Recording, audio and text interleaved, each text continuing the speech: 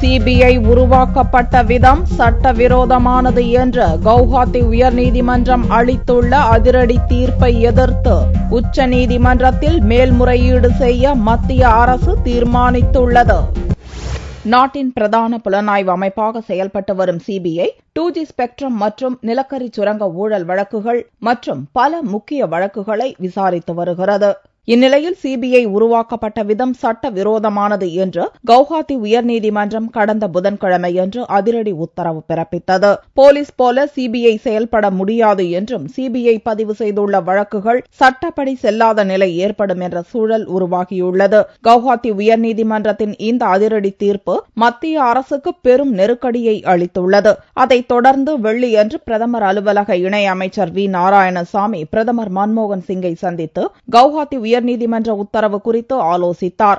அப்போது உச்சநீதிமன்றத்தில் மேல்முறையீடு செய்ய வேண்டியதன் அவசியம் குறித்து விவாதித்தனர். அதைத் தொடர்ந்து கவுஹாத்தி உயர்நீதிமன்ற உத்தரவை எதிர்த்து உச்சநீதிமன்றத்தில் மத்திய அரசின் சார்பில் திங்கட்கிழமை மேல்முறையீடு செய்யப்போவதாக மத்திய சட்ட அமைச்சர் கபில் சிபல் அறிவித்தார். My feeling is that we have to immediately go to the Supreme Court, challenging the order of the Guwahati High Court, and after going through the judgment, after discussing with the Honorable Prime Minister, then we will take a call. We will talk to the law officer. We will get the opinion of the legal department. I will talk to the Honorable Minister for Law, Mr. Kapil Sibal. Then we will take a call, and I feel that we have to go on appeal to the Supreme Court. So meanwhile, what? கடந்த 1963 April 1 மத்திய உள்துறை அமைச்சகத்தின் தீர்மானம் மூலம் CBI உருவாக்கப்பட்டது. அந்த தீர்மானத்தை கவுஹாத்தி உயர்நீதிமன்றம் ரத்து செய்ததே சிபிஐயின் சட்டப்பூர்வ அந்தஸ்தை கேள்விக்குறியாக்கியிருக்கிறது.